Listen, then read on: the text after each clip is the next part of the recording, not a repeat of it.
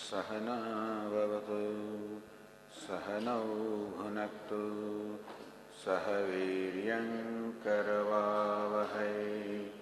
तेजस्विनावधीतमस्तु मा विद्विषावहै। ॐ शान्ति शान्ति शान्तिः। ॐ पूर्णमदः पूर्णमिदं पूर्णात् पूर्णमुदच्यते पूर्णस्य पूर्णमादाय पूर्णमेवावशिष्यते। ॐ शान्ति शान्ति शान्तिः। विश्वं दर्पणदृश्यमाननगरी तुल्यन्निजान्तर्गतम् पश्यन्नात्मनि मायया बहिर्भूतं यथा निद्रया यः साक्षात् कुरुते प्रबोधसमये स्वात्मानमेवाद्वयम् तस्मै श्री गुरुमूर्तये नमः। इदं श्रीदक्षिणामूर्तये। वागीशायस्य वदने लक्ष्मी यस्य च वक्षसि यस्यास्ति हृदये संविद तं नृसिंहमहं भजे। ॐ नमः परमहंसास्वादित चरणकमलचिन्मकरन्दाय भक्तजनमानसनिवासाय श्रीरामचन्द्राय विश्वसर्गविसर्गाणि नवलक्षणलक्षितं श्रीकृष्णाख्यं परं धाम जगद्धाम नमामतं। सच्चिदानन्दरूपाय विश्वोत्पत्त्यादिहेतवे तापत्रयविनाशाय श्रीकृष्णाय वयं नुमः।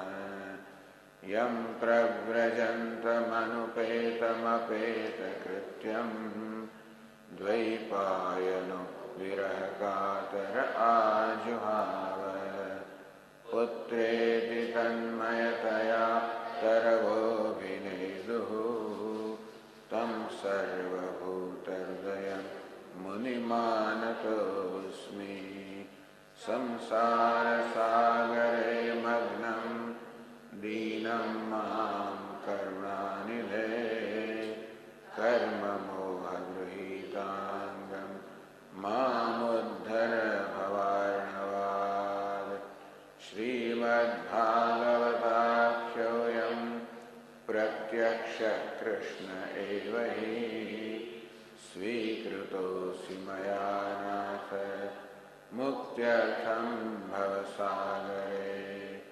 मनोरथो मदीयोऽयं सफलः सर्वथा त्वया निर्विघ्नेनैव कर्तव्यः दासोऽहं तव केशव। शुकरूपप्रबोधज्ञ सर्वशास्त्रविशारद एतत्कथाप्रकाशेन मदज्ञानं विनाशय।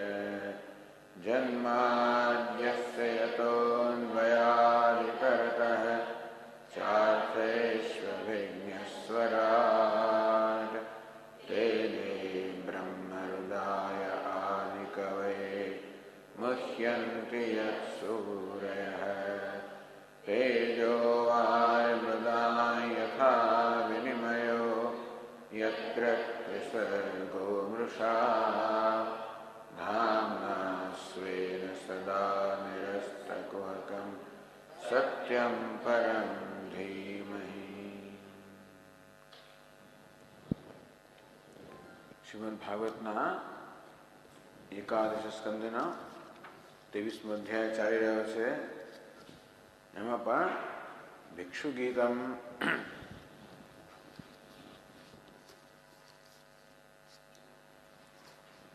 તો એક ભિક્ષુ આ પ્રકારે એ અવધૂત આ પ્રકારનું ગીત ગાઈ રહ્યા છે.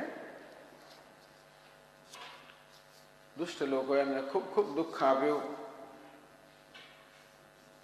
એટલે એ દુઃખના કારણ પર ચિંતન કરી રહ્યા છે કે જીવનમાં સુખ અને દુઃખનો હેતુ કે સુખ અને દુઃખનું કારણ શું છે. તો વિચાર કરતા એમણે જોયું કે નાયમ જનો મેં સુખ દુઃખ હેતુ. આ મનુષ્ય કોઈ છે એ ખરેખર મારા સુખ કે દુઃખનું કારણ નથી. ન દેવતા, કોઈ દેવતાઓ, ઇન્દ્રિયના અધિષ્ઠાન કોઈ દેવતાઓ પણ મારા સુખ દુઃખનું કારણ નથી. ન આત્મા, આ જે આત્મા છે સચ્ચિદાનંદ, એ પણ સુખ દુઃખનું કારણ નથી. ગ્રહ કર્મ કાલા, આ ગ્રહો કે કર્મ કે કાળ એમાંનું કોઈ પણ સુખ દુઃખનું કારણ નથી. ત્યારે કોણ સુખ દુઃખનું કારણ છે? મનઃ પરમ કારણમ આમનંતે. જો કોઈ મને સુખ કે દુઃખ આપનાર હોય તો આ મન છે. એને કારણે બીજા બધા સુખ દુઃખના નિમિત્ત બને છે, પણ પરમ કારણ, મૂળ કારણ જે છે તો મન છે. સંસાર ચક્રમ પરિવર્તયત. આ મન છે એ જ સમગ્ર સંસાર ચક્રને વાસ્તવમાં ચલાવનારું છે. તો મન કેવી રીતે કારણ છે તો ઘણા શ્લોકોમાં બતાવ્યું. પછી જે 6 અયમ જન મનુષ્ય, દેવતા, આત્મા, ગ્રહ,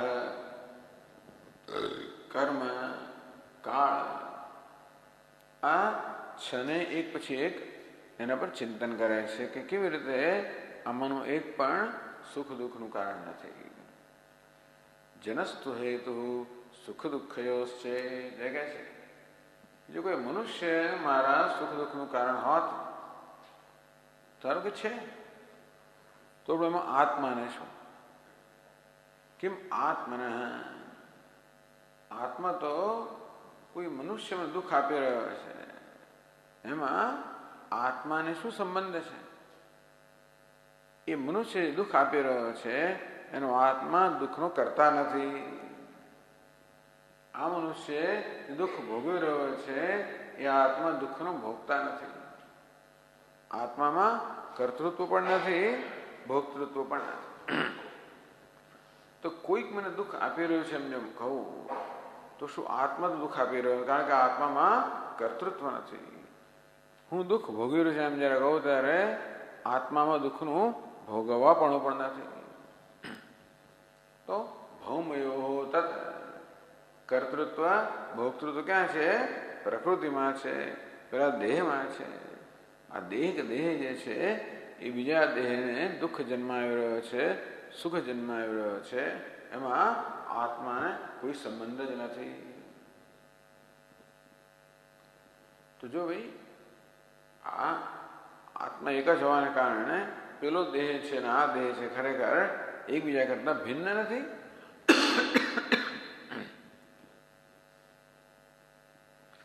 જિહ્વામ કચિત સંદસતી સ્વદદ્ભિ. ક્યારેક પોતાના દાંત વડે જીભ કચડાઈ જાય તો આપણે કોના પર ગુસ્સો કરવો? તેમ પેલો દેહ અને આ દેહ છે, એક દેહ બીજા દેહને દુઃખ આપતો હોય, દાંત જેવી રીતે જીભને દુઃખ આપે તો કોના પર કોપ કરવો? તેવી રીતે કોના પર કોપ કરવાનો? અંતે મને દુઃખ પડી રહ્યું છે, પેલો મને દુઃખ આપી રહ્યો છે, હું દુઃખ ભોગવી રહ્યો છું. આ પ્રકારનો જો મારો નિશ્ચય હોય, એક જ કારણ છે કે આત્મા, દેહ પર આત્માનો અધ્યાસ થઈ રહ્યો છે, દેહને આત્મા માનવામાં આવે છે, તેથી આત્માને દુઃખનો કર્તા માનવામાં આવે છે. આ દેહને આત્મા માનવામાં, તેથી આત્માને દેહને આત્માને દુઃખનો ભોગતા માનવામાં આવે છે. એટલે અધ્યાસ દ્વારા છે મન જ સુખ દુઃખનું કારણ છે. દુઃખસ્ય હેતુ યદિ દેવતાસ્તુ, ચલો ભાઈ, આ ઇન્દ્રિયો છે ને અને અધિષ્ઠાન દેવતા, જે રીતે વાણીને અધિષ્ઠાન દેવતા છે અગ્નિ, અને હાથના અધિષ્ઠાન દેવતા છે ઇન્દ્ર. ધારો કે આવા દેવતાઓ દુઃખ આપી રહ્યા હોય તોય પણ એમાં આત્માને શું? વિકારયો સતત, આ દેવતાઓ છે વિકારાત્મક છે.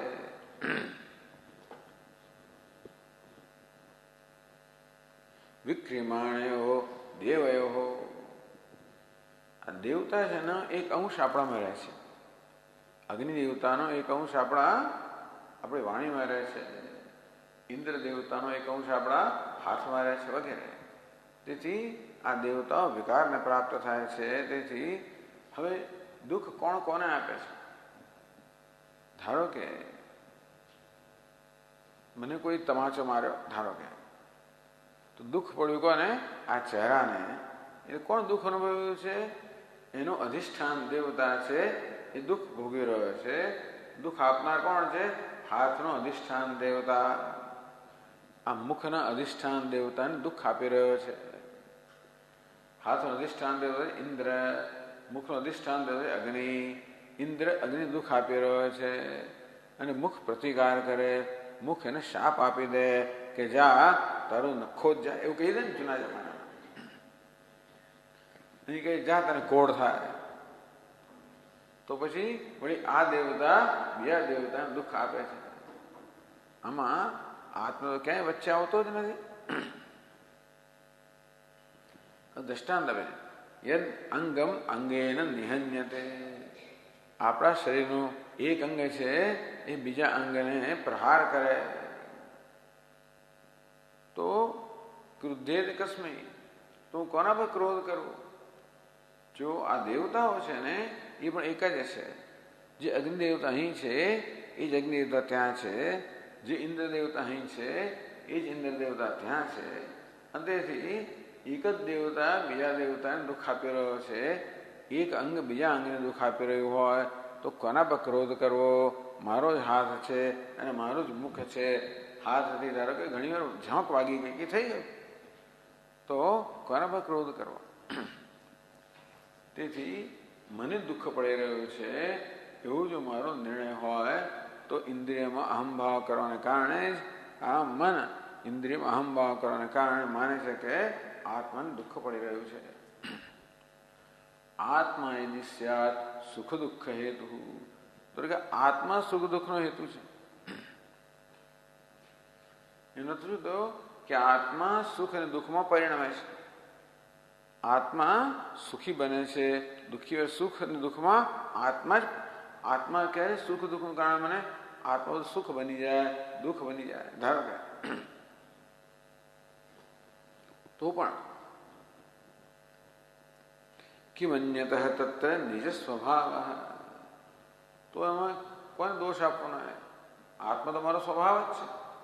એ જ સુખ બની ગયો, એ જ દુઃખ બની ગયો, અને તો પછી એ તો મારો સ્વભાવ હોવાને કારણે કોઈને દોષ આપવાનો પ્રશ્ન જ રહેતો નથી.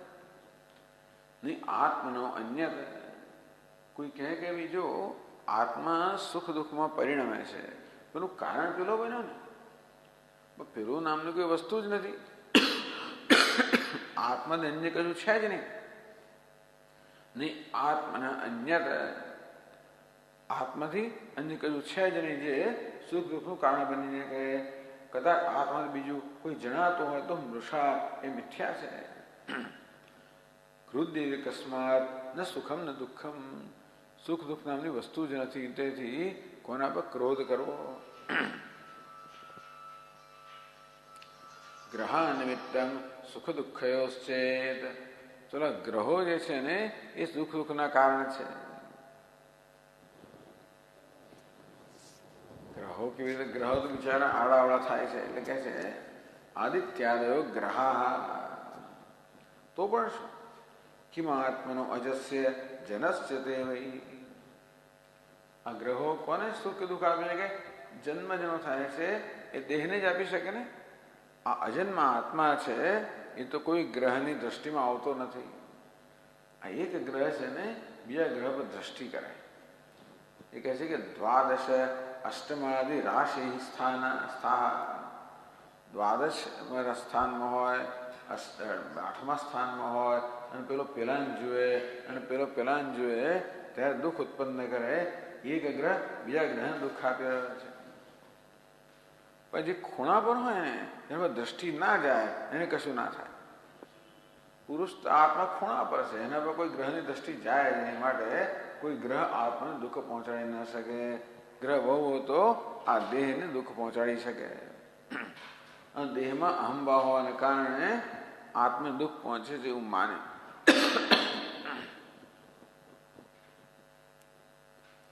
ગ્રહ ગ્રહસ્ય વદંત પીડા. આમ એક ગ્રહ બીજા ગ્રહને પીડા આપી રહ્યો છે. ક્રુધ્યેત કસ્મૈ પુરુષસ્તતોન્ય. કોના પર ક્રોધ કરો?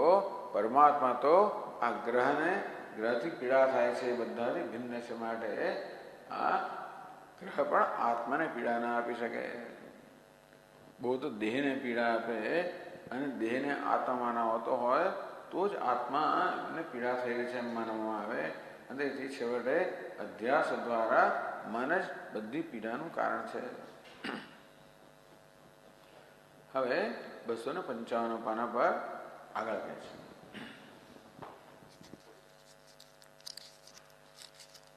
ગ્રહ કર્મ કાલા. કર્મ અને કાળ બે રહ્યા.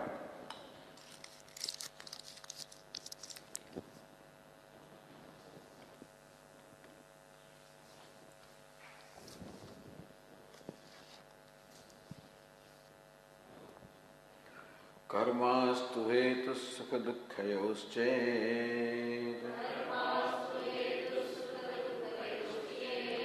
કિમાત્મનસ્તદ્ધિ જડા જડત્વે દેહસ્ત્વચિત પુરુષોયમ સુપર્ણઃ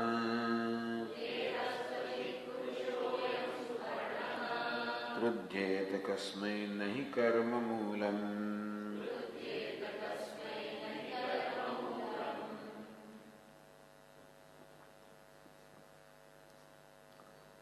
कर्म अस्तु हेतु सुख दुःखयोः चेत्.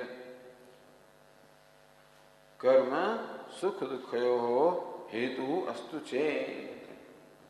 और कर्म आ आत्मा सुख दुःखનો હેતુ હોય. ચાલો, અસ્તુ કર્મ સુખ દુઃખયો હેતુ ચેત. કર્મ જો સુખ દુઃખનો હેતુ હતો, અસ્તુ, ભલે ભલે તથાસ્તુ. કિમ આત્મન, તો પણ એમાં આત્માને શું? તદ્ધિ જડા જડત્વે.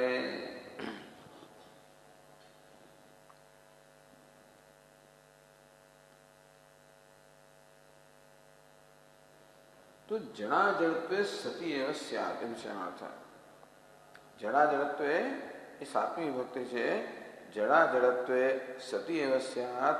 જો જડ અને અજડ હોય તો જ દુઃખ સંભવિત છે. તો તત્કર્મ તજનિતમ સુખાદિકમ છે. સર્વમ એકસ્ય જડા જડત્વે જડ ચૈતન્યાત્મકત્વે સતી એવ સ્યાત. એક જ વસ્તુ જડ અને અજડ બંને હોય તો જ આ સુખ દુઃખ બની શકે. કેવી રીતે? તો જો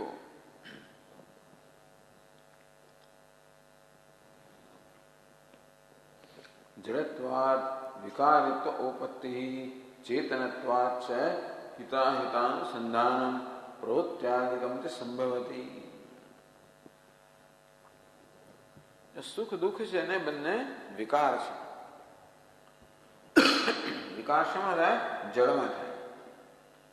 ચેતનમાં વિકાર ના હોય, વિકાર જડમાં હોય. તો હું સુખ દુઃખ ક્યારે ભોગવી શકું?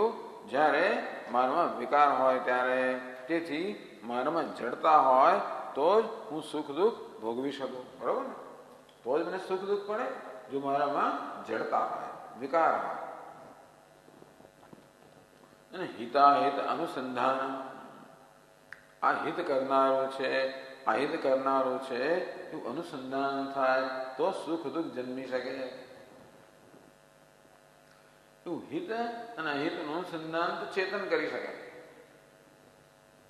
એમ કહે છે કે એક જ વસ્તુમાં જડતા અને ચેતનતા બંને હોય તો જ આ સુખ દુઃખ સંભવિત છે.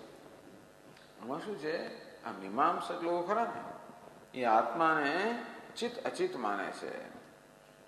લોકો એમ કહે છે કે જો ભાઈ સુષુપ્તિની અંદર તમે ઊંઘમાંથી ઉઠ્યા પછી એમ કહો કે હું તો સુખેથી સૂતો, મને કશાનું ભાન ન હતું. એનો અર્થ એ થયો કે સુષુપ્તિમાં પણ આત્માને આ પ્રકારની સભાનતા છે કે હું સુખેથી સૂતો, સુખનો અનુભવ છે, અજ્ઞાનનો અનુભવ છે. એનો અર્થ એ થયો કે સુષુપ્તિમાં આત્મા અનુભવ કરનાર છે. તો ત્યાં એક જ આત્મા જ માત્ર છે, છતાં અનુભવ થઈ રહ્યો છે. આત્મા જ આત્માનો એક અંશ આત્માના બીજા અંશનો અનુભવ કરી રહ્યો છે. સુષુપ્તિમાં એકમાત્ર આત્મા જ છે, ત્યાં સુખનો અજ્ઞાનનો અનુભવ થતો હોય તો અર્થ એ થયો કે આત્મા પોતાનો જ અનુભવ કરી રહ્યો છે. અનુભવ કરનાર પણ આત્મા, અનુભવનો વિષય પણ આત્મા, એટલે કે આત્માનો એક અંશ આત્માના બીજા અંશનો અનુભવ કરી રહ્યો છે. સુષુપ્તિમાં અનુભવ કરનાર અંશ કેવો છે? ચેતન. જેનો અનુભવ થઈ રહ્યો છે અંશ કેવો છે? જડ. એટલે આત્મા કેવો છે? જડ ચેતનાત્મક છે. આત્મા એક અંશ ચેતન છે, બીજો અંશ જડ છે. જેમ પેલું શું કહેવાય ને, આપણું આગિયો એકદમ પ્રકાશ થઈ જાય પછી અંધકાર થઈ જાય, પ્રકાશ થઈ જાય અંધકાર થઈ જાય. તેમાં આત્મા પ્રકાશ ને અંધકાર સ્વરૂપ છે. આવું કંઈક આ મીમાંસકો, ભાટ્ટ મીમાંસકો માને છે. એનું અહીંયા આગળ એક રીતે જાણે એના પર કટાક્ષ કરવામાં આવે છે કે જડા જડત્વે સતી એવ સ્યાત્. આત્મા જડ અને અજડ બંને હોત તો જ આ સુખ દુઃખનો અનુભવ શક્ય બને.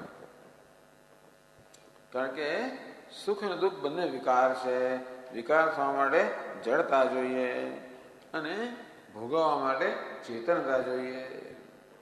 કે આ સુખ છે, આ દુઃખ છે, અમારો હિત કરનાર છે મારે સુખ છે, અહિત કરનાર છે મારે દુઃખ છે. આવું અનુસંધાન કોણ કરી શકે? ચેતન કરી શકે. એટલે કે જે જડા જડત્વે સતી એવ સ્યાત્.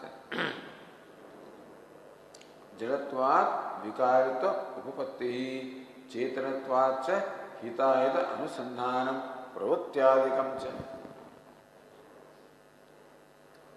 તો હિત અહિતનું અનુસંધાન થાય પછી પ્રવૃત્તિ થાય. જે હિત કરનાર હોય એ આપણે કરીએ, અહિત કરનાર હોય ન કરીએ. આવી જાતની આવું અનુસંધાન અને પ્રવૃત્તિ તો ચેતનમાં શક્ય છે. આત્મા ચેતન હોય તો એ પ્રકારની પ્રવૃત્તિ થાય, અનુસંધાન થાય. આત્મા જળ હોય તો સુખ દુઃખ નામનો વિકાર થાય.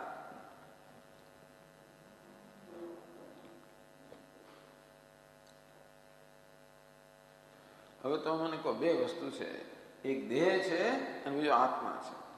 દેહસ્તુ અચિત. આ દેહ છે ને એ તો જડ છે, એટલે એનામાં ચેતનતા ન હોય, માટે એનામાં અનુસંધાન કે પ્રવૃત્તિ ન હોય, માટે દેહ પણ સુખ દુઃખ ભોગવી શકે નહીં.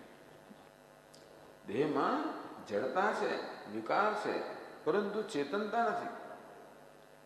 ચેતનતા અને જડતા બંને એક સાથે હોય તો જ સુખ દુઃખનો અનુભવ થાય. દેહ તો જડ છે, વિકાર છે, પરંતુ ચેતનતા નથી, મળે હિતાહિતનું અનુસંધાન નથી, પ્રવૃત્તિ નથી, મળે સુખ દુઃખનો અનુભવ દેહ ના હોય. ત્યારે પુરુષોયમ સુપર્ણ. આ પુરુષ કહો પરમાત્મા કે સુપર્ણ શુદ્ધ જ્ઞાન સ્વરૂપ. પરમાત્મા શુદ્ધ જ્ઞાન સ્વરૂપ છે, ચેતન છે, એમાં કોઈ વિકાર નથી. તતો વિકાર તો અસંભવાત. આત્મામાં આત્મા ચેતન સ્વરૂપ છે, એમાં વિકાર નથી મળે, આત્માને સુખ દુઃખ ના થાય.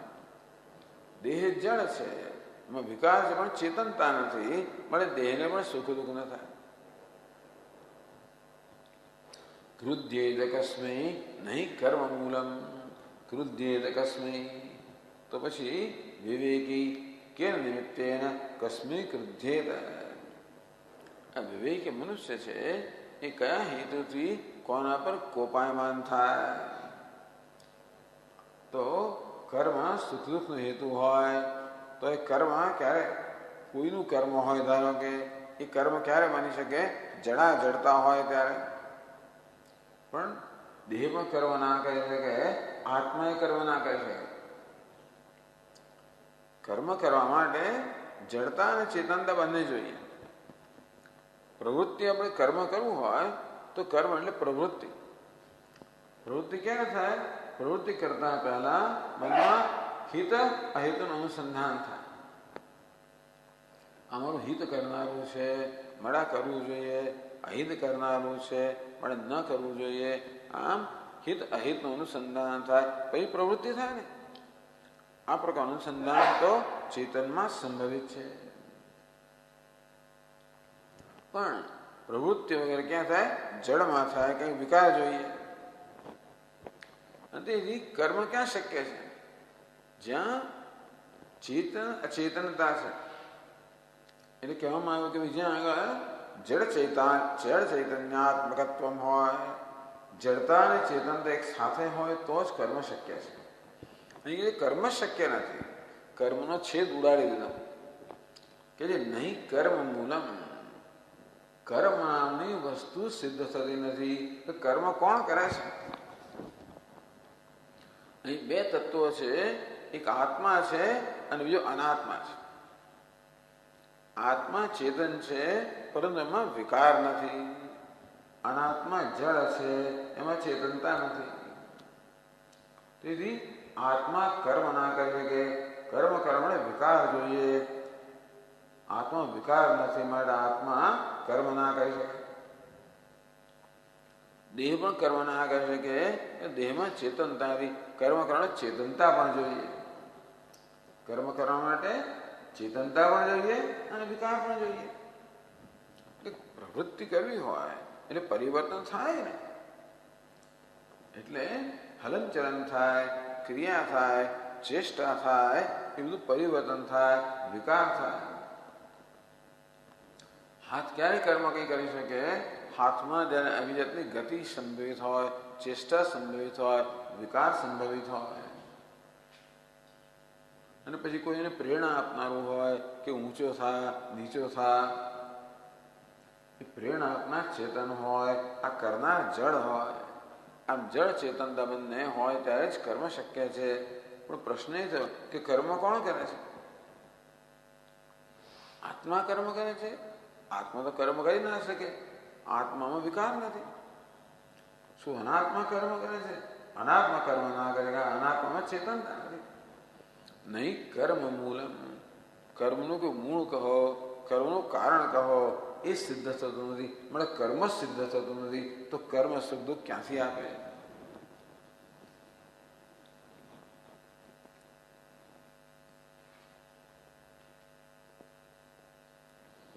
तथा च अध्यास हेतु मन एव कारणमिति आशय है.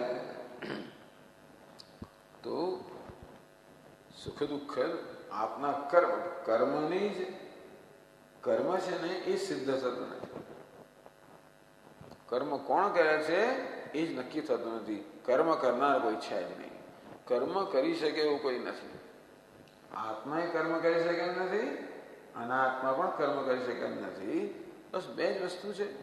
નથી કર્મ કરનાર જ કોઈ નથી. તો ભાઈ કર્મ સુખ દુઃખનું કારણ કેમ બની શકે?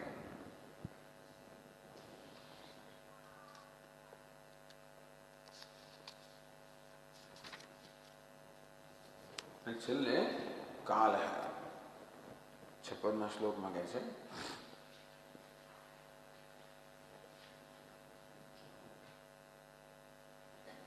કાલસ્તુ હેતુ સુખ દુઃખયોશ્ચેદ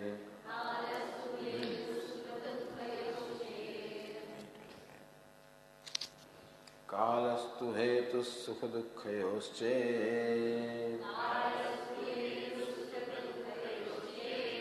किमात्मनस्तत्र तदात्मकोऽसौ नाग्नेहि तापो न हिमस्य तत्स्यात् क्रुध्येत कस्मै न परस्य द्वन्द्वम्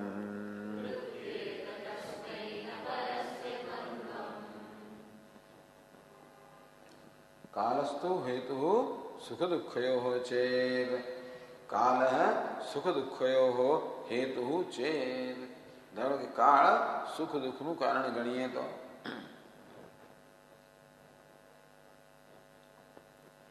તત્ર એટલે તત્રાવિ પક્ષે એ પક્ષમાં પણ આત્મનઃ કિમ તો પણ આત્માને એમાં શું લાગે છે કેમ ને ભાઈ તદાત્મકો અસૌ તદાત્મક આ કાળ છે ને અથવા આત્મા તદાત્મક હવે એમાં બે અર્થ ગણવામાં આવ્યા પણ આપણે જે સમજીએ છીએ એ પ્રમાણે અસૌ કાલ તદાત્મક આ કાળ છે ને આત્મા કાળનો પણ આત્મા છે ખરું કે નહીં કાલોસ્મિ લોક ક્ષયકૃત પ્રવૃદ્ધ ભગવાન કે આ સર્વ લોકનો ક્ષય કરનાર કાળ હું છું કાલ કલયતામહમ બધી ગણતરી કરનારામાં હું કાળ છું આમ ભગવાન છે ને એ કાળનો પણ આત્મા છે એટલે કાળ શું કહેવાય ભગવાનનો અંશ કહેવાય ભગવાન અંશી છે કાળ અંશ છે તો તેથી સ્વ અંશભૂતા તો કહે છે ન અગ્નિતાપ તો જે અંશી છે ને એ અંશને દુઃખ કેમ આપી શકે ધારો કે અગ્નિ છે અને તણખો છે ને અગ્નિનો અંશ છે તો અગ્નિ તણખાને દુઃખ આપી શકે ખરો અગ્નિ કેવો છે અંશી છે તણખો અંશ છે બરાબર ને તણખો અંશ છે આપણે જાણીએ છીએ જે અંશ ધરાવનાર છે એને અંશી કહેવાય તો તણખા રૂપી અંશ ધરાવનાર અગ્નિને અંશી કહેવાય અંશ ધરાવનાર હું જેવી કે આ છે ને આ શરીર છે ને એ હું છું અને મારી આંગળી કેવી છે એનો અંશ છે તો શરીર આંગળીને દુઃખ આપી શકે ખરું ના આપી શકે એક જ છે ને એનો આત્મા આંગળીનો આત્મા હોવાને કારણે ક્યારે પણ કોઈ પોતે પોતાને દુઃખ ન આપે તેવી રીતે જો આત્મા છે એ અંશી છે કાળ અંશ છે તો એક તો કાળ જે અંશ છે અંશને દુઃખ ના આપી શકે આંગળી દેહને દુઃખ ના આપી શકે કે પછી અંશને દુઃખ ના આપી શકે બંને રીતે અગ્નિ તણખાને દુઃખ ના આપી શકે તણખો અગ્નિ દુઃખ ના આપી શકે અથવા હિમસ્ય આ બરફ છે ને એ બરફના કણ દુઃખ ના આપી શકે બરફનો કણ બરફ દુઃખ ના આપી શકે ટૂંકમાં એક વસ્તુ પોતાને દુઃખ ના આપી શકે આત્મા છે એ તો કાળ છે આત્મા કાળ સ્વરૂપ છે આત્મા જ કાળ બની ગયેલો છે નથી આત્મા કાળનો પણ સચ્ચિદાનંદ છે અસ્થિભાદી પ્રિય છે એ તો કાળનો પણ આત્મા છે એના કારણે કાળ કેવી રીતે આત્માને દુઃખ આપી શકે ટૂંકમાં આ છે શ્લોકમાં પારમાર્થિક દ્રષ્ટિનો આશ્રય લઈને આ બધા કારણોનો નિષેધ કરવામાં આવ્યા વ્યવહારમાં જુદી વાત છે પરંતુ આ બધું નિષેધ કેવી રીતે કરવામાં પારમાર્થિક દ્રષ્ટિનો આશ્રય લઈને કે આત્મા વાસ્તવમાં સર્વથી પર છે સુખ દુઃખ વગેરે થતું હોય તો પણ એ ઉપાધિના સ્તરે થતું હોય છે આત્માને ઉપાધિ સાથે કોઈ પ્રકારનો સંબંધ નથી આત્મા અસંગ છે એવાને કારણે ઉપાધિ થતા સુખ દુઃખનો આત્મા પર કોઈ પણ પ્રભાવ નથી જ્યાં સુધી ઉપાધિમાં દેહમાં અહંભાવ ધરાવતા હોય થશે એમ લાગે કે હું સુખ દુઃખનો ભોગ બન્યો કારણ કે આ દેહને હું સાથે સરખાવવામાં આવે છે અને તેથી દેહના સુખ દુઃખને મારા સુખ દુઃખ માનવામાં આવે છે. એ કોણ કરે છે? આ મન કરે છે. મન અધ્યારોપ કરે છે, અધ્યાસ કરે છે. આ દેહ પર આત્માનો અધ્યાસ કરીને આ પ્રકારે મન જ છેવટે સુખ દુઃખનું કારણ બને છે. જો મન અભ્યાસ ન કરે, જો મનમાં આત્મા અનાત્મ વિવેક હોય, જો આ પ્રકારની સ્પષ્ટતા હોય કે હું તો આ દેહથી ઇન્દ્રિયોથી ભિન્ન છું, ચિદાનંદ રૂપ શિવોહમ શિવોહમ, આ પ્રકારનો વિવેક જ્યારે હોય ત્યાર પછી ઉપાધિમાં થતા સુખ દુઃખથી આત્મા પર કે જ્ઞાની પર કોઈ અસર નથી. આ રીતે પારમાર્થિક દ્રષ્ટિનો આશ્રય લઈને આ બધા સુખ દુઃખનો નિષેધ કરવામાં આવે. નાન નૈહિતાપ નહીં મસ્ય તત્સ્યાત.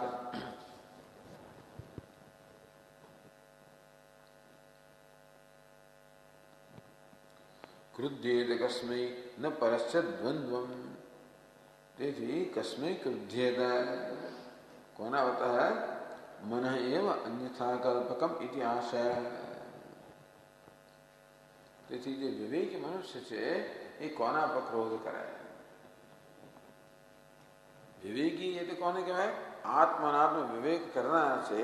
એ તો જાણે છે કે સુખ દુઃખ તો આત્મા પર અધ્યારોપિત છે. તેથી કોના પર ક્રોધ કરો? એ તો અજ્ઞાન પર ક્રોધ કરો, મન પર ક્રોધ કરો, અજ્ઞાન પર ક્રોધ કરો. એ ક્રોધનો અર્થ શું છે? અતઃ મન એવ અન્યથા કલ્પકમ. તેથી માત્ર મન છે એ જ આ પ્રકારની કલ્પના કરનારું છે.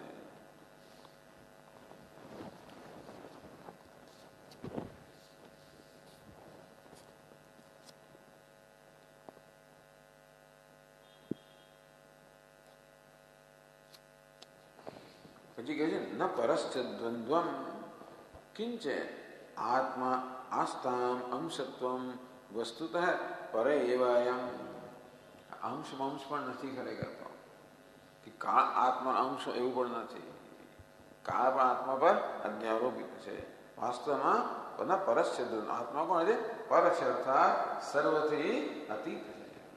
અને તેથી કોઈ દ્વંદ્વ આત્માને સ્પર્શી ન શકે.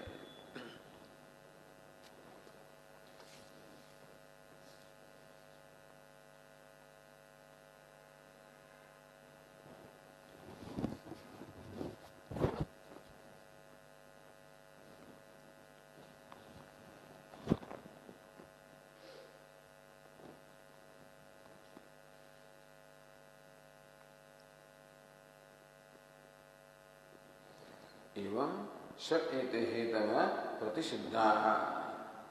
તેથી જેનાથી માંડીને કાલ સુધીના 6 હેતુઓ છે એનો છેદ ઉડાડી દેવામાં આવ્યો, બાદ બાકી કરી દેવામાં આવી, એનો નિષેધ કરી દેવામાં આવ્યો. કે રીતે પારમાર્થિક દ્રષ્ટિનો આશ્રય લઈને.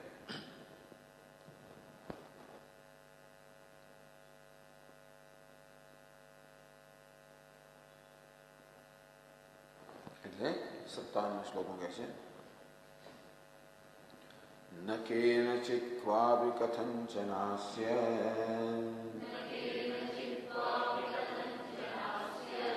દ્વંદ્વોપરાગઃ પરતઃ પરસ્ય યથાહમઃ સંસ્તુતિરૂપિણ સ્યાદ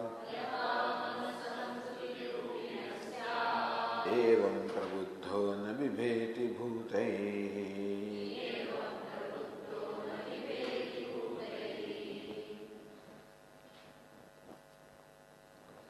न केनचित् क्वापि कथंचन अस्य द्वंद्वोपरागः परतः परस्य द्वंद्वोपरागः. તેથી કેનચિત કોઈ પણ વડે કર્તરા કરણેનવા. ક્વાપી ક્વા શું છે ખબર છે? સપ્તમી ભક્તિ છે. ક્વાપી દેશે કાલે છે. કે નચિત કઈ વિભક્તિ છે? કે નચિત કે ન કઈ વિભક્તિ? તૃતીય. ક્વ સપ્તમી બરાબર. કેનચિત એટલે કોઈ કરતા વડે, કરણ વડે, ક્વાપી કોઈ પણ સ્થળે કે કાળમાં, કથંચન કેનાપી પ્રકારેણ કોઈ પ્રકારથી, પરતઃ પરસ્ય ન દ્વંદ્વોપરાગ, પરતઃ પર, પરતઃ પર પ્રકૃતિ પર, જે પરતઃ પર છે, પ્રકૃતિને પર કહેવામાં આવે છે, માયાને પર કહેવામાં આવે છે. કારણ કે આ જગત રૂપી કાર્યની તુલનામાં આ માયા એનું કારણ છે, માયાને પર કહેવામાં આવે. તો પરમાત્મા એનું અધિષ્ઠાન છે માટે એના પર છે, તેથી એને પરતઃ પર કહેવામાં આવ્યો. એટલે પરતઃ પરસ, પરતઃ પર જે પ્રકૃતિથી પણ પર છે, એટલે કહે છે પરતઃ પરસ્ય ન દ્વંદ્વો પરાગ. દ્વંદ ઉપરાગ, ઉપરાગ એટલે શું? રંગ લાગ ચડવો, સંગ થવો, સંબંધ થવો. તો ન દ્વંદ્વો પરાગ સુખ દુઃખાદિ સંબંધ નૈવ ભવતિ. કોઈના વડે કોઈ પણ રીતે ક્યારેય પણ, કોઈના વડે ક્યારેય પણ કોઈ પણ રીતે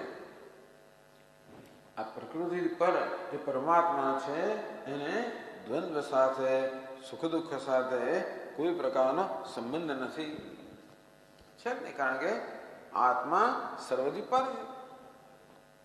બધો વ્યવહાર તો પ્રકૃતિના સ્તરે છે. સુખ દુઃખ પહોંચાડનાર પણ પ્રકૃતિ છે, સુખનો ભોગ બનનાર પણ પ્રકૃતિ છે. આત્મા આ સર્વનો માત્ર અધિષ્ઠાન છે. જેવી રીતે કહેવામાં આવ્યું ગીતામાં, નૈવ કિંચિત કરોમીતિ યુક્તો મન્યેત તત્વવિદ. તત્વજ્ઞાની કહે છે કે હું તો કંઈ જ કરતો નથી. ઇન્દ્રિયાણી ઇન્દ્રિયાર્થેષુ વર્તન્તે. આ ઇન્દ્રિયો પોતાના વિષયમાં પ્રવૃત્તિ કરે છે, એનું નામ કર્મ. મારી સન્નિધિમાં થઈ રહ્યું છે, હું કંઈ કરતો નથી. નવદ્વારે પુરે દેહી નૈવ કુર્વન્ન કારણ આસ્તે. આ નવદ્વારની પુરી છે, એમાં આત્મા સુખી પ્રકાશમાન છે, કંઈ કરતો પણ નથી, કરાવતો પણ નથી. આત્મા કર્તૃત્વ, ભોક્તૃત્વ સર્વથી મુક્ત છે. કર્તૃત્વ પણ ઉપાધિના સ્તરે છે, ભોક્તૃત્વ પણ ઉપાધિના સ્તરે છે. આત્મા આ સર્વથી પર છે. એવું ખરું કે એટલે કહે છે પરતઃ પરસ્ય ન દ્વંદ્વો પરાગ. દ્વંદ્વ ક્યારે એને સ્પર્શતું નથી, એને રંગતું નથી, એને અસર કરતું નથી.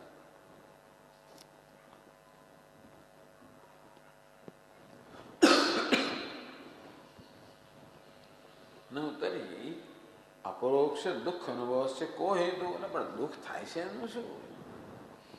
આ તો પારમાર્થિક દ્રષ્ટિથી આ બધા સુખ દુઃખને બાદબાકી કરવામાં આવે, થઈ જ ના શકે.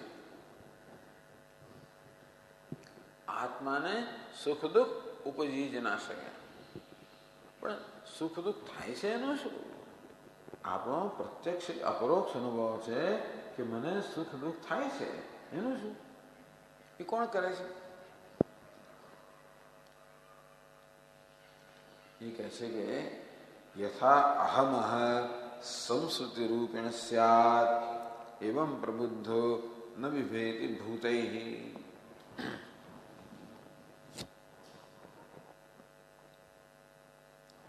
એ કહે છે મનોધ્યાસ એવૈતિ.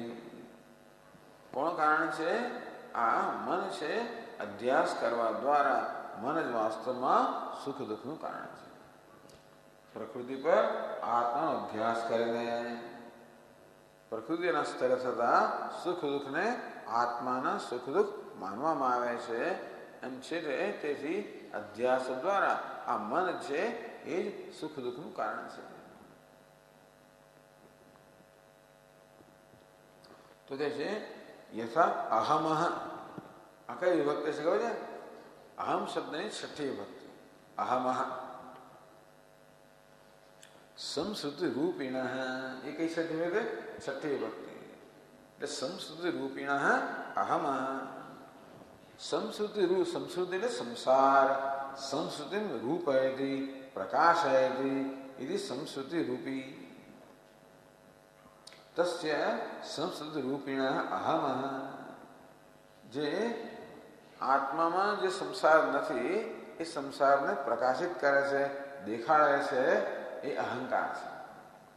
અહંકાર કેવો છે? આત્મા જેમાં સુખ દુઃખ કશું છે જ નહીં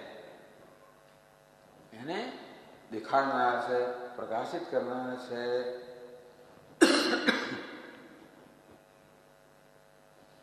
ટૂંકમાં બધું કોને સ્પર્શે છે? અહંકારને સ્પર્શે છે. અહંકાર બહુ વિલક્ષણ વસ્તુ છે. અહંકારમાં જળ અને ચેતન બંને અંશ છે. હવે પેલું શક્ય કે કર્મ ક્યારે શક્ય બને? જળ અને ચેતન બે અંશ હોય ત્યારે. અહંકારમાં બંને અંશ છે.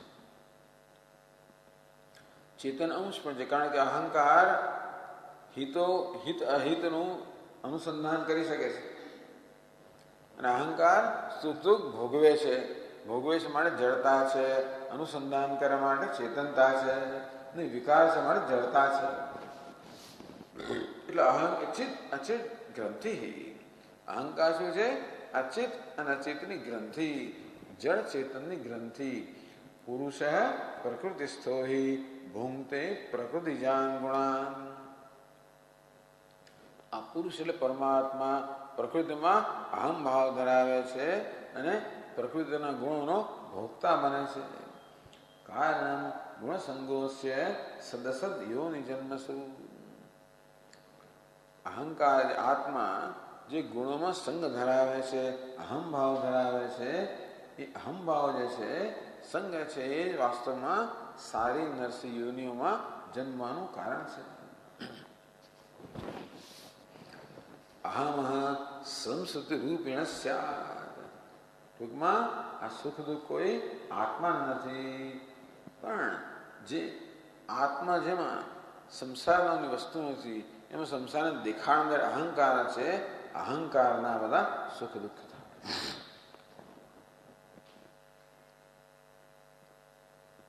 યથા સ ભવતિ તથા આત્મનો ન ભવતિ. આ બધું કોને છે?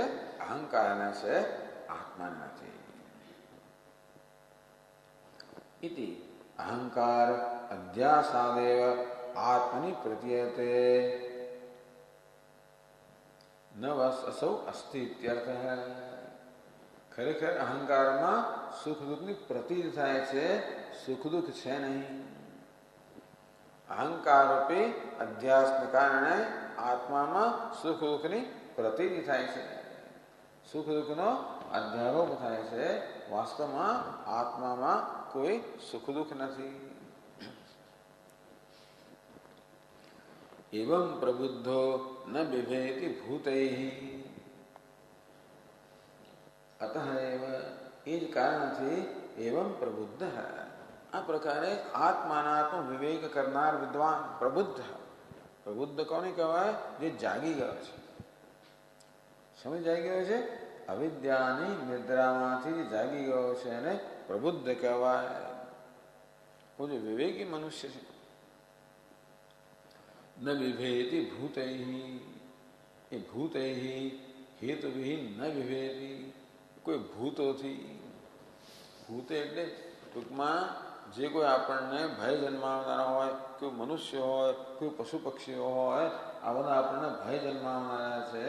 જે વિવેકી છે એ કશાથી ભયભીત થતો નથી.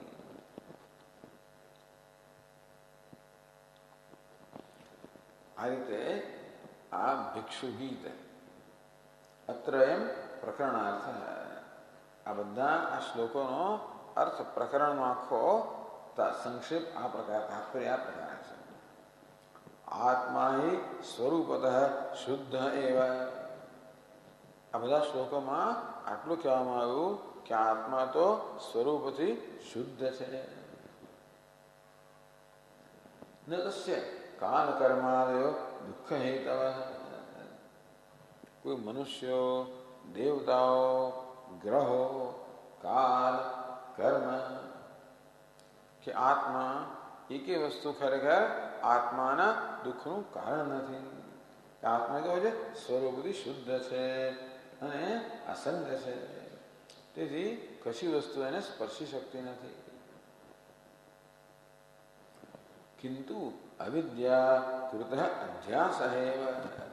મને સુખ દુઃખ થઈ રહ્યું છે એવું જો માનતો હો તો એ અવિદ્યાથી થયેલા અધ્યાસને કારણે છે.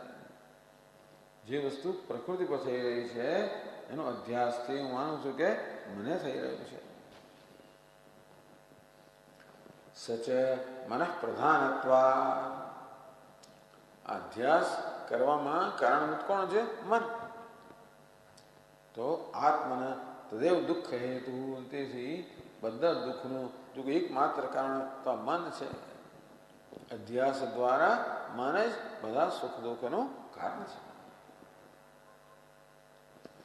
અધ્યાસ સતી અધ્યાસ અનુગાહ ષડપ હેતવો યથાયોગ ઉદ્ભવંતી. એક વાર અધ્યાસ હોય ને એટલે પેલા છ છેવટે સુખ દુઃખ આપવામાં સફળ બને છે. માણસ પર સુખ દુઃખ આપી જાય, માન અપમાન કરી જાય, સ્તુતિ નિંદા કરી જાય, કઈ આપણને શારીરિક ઈજા કરી જાય. અને એ રીતે મનુષ્ય મારા સુખ દુઃખનો હેતુ ક્યારે બને? આ દેહમાં જ્યારે અહંભાવ કરતા હોય ત્યારે. દેવતાઓ ક્યારે સુખનું કારણ બને? ઇન્દ્રિયમાં અહંભાવ કરતા હોય ત્યારે. ગ્રહો ક્યારે સુખ દુઃખનો હેતુ બને? દેહમાં અહંભાવ હોય ત્યારે. અકાલ, કર્મ આ બધા પણ ઉપાધિમાં અહંભાવ હોય તો જ સુખ દુઃખના હેતુ બની શકે. બાકી કોઈ સુખ દુઃખનું કારણ બની ના શકે. તેથી અધ્યાસને કારણે, તેથી મન જ અધ્યાસનું કારણ છે. એ મન જ બધા સુખ દુઃખનું હેતુ છે એવું આ બધા શ્લોકોમાં પુરવાર કરવામાં આવ્યું. અધ્યાસ હોય ને તો બધા સુખ દુઃખ જન્માવે. અધ્યાસ ન હોય તો કોઈ સુખ દુઃખ ન જન્માવી શકે. અધ્યાસ હોય તો એક કાંકરો સુખ દુઃખ જન્માવે. બધી વસ્તુ એક ટાંકણી સુખ દુઃખ જન્માવે. ત્યાંથી માણીને ઠંડી, ગરમી, અગવડ સગવડ, માન અપમાન, સ્તુતિ નિંદા આ બધા દ્વંદ્વ છે એ બધા સતત આપણા પર પ્રભાવ પાડ્યા જ કરે. ક્યારે? ઉપાધિમાં અહંભાવ હોય ત્યારે. એ ન હોય તો કોઈ દ્વંદ્વ કોઈ પ્રભાવ નથી પાડતો. દુઃખેશુ અનુદ્વિગ્ન મનઃ સુખેશુ વિગત સ્પૃહઃ. તો જ્ઞાની પુરુષ માટે કહેવામાં આવ્યું કે દુઃખમાં એના મનમાં ઉદ્વેગ જન્મતો નથી, સુખમાં એટલે એને કોઈ સ્પૃહા જન્મતી નથી, કોઈ પ્રકારના પ્રત્યાઘાતો એના મનમાં જન્મતા નથી. અર્થ એ મુક્ત છે.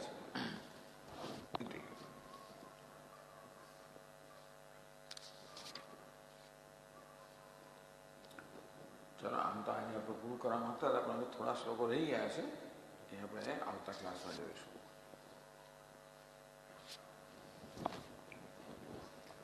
ઓમ પૂર્ણમદ પૂર્ણમિદં પૂર્ણાત પૂર્ણમુદચ્યતે પૂર્ણસ્ય પૂર્ણમાદાય પૂર્ણમેવાવશિષ્યતે. ઓમ શાંતિ શાંતિ શાંતિ. સચ્ચિદાનંદરૂપાય વિશ્વોત્પત્યાदिहेतवे तापत्रयविनाशाय श्रीकृष्णाय वयं नमः. जन्माद्यस्य यतोऽन्वयादितरतः चार्थेष्वभिज्ञस्वराट् ब्रह्मविदाय आदिकवये मुह्यन्ति यत्सूरयः. तेजो वायुर्दां यथा विनिमयो यत्र त्रिसर्गो मृषा धाम्ना स्वेन सदा निरस्तकुहकं सत्यं परं धीमहि. ॐ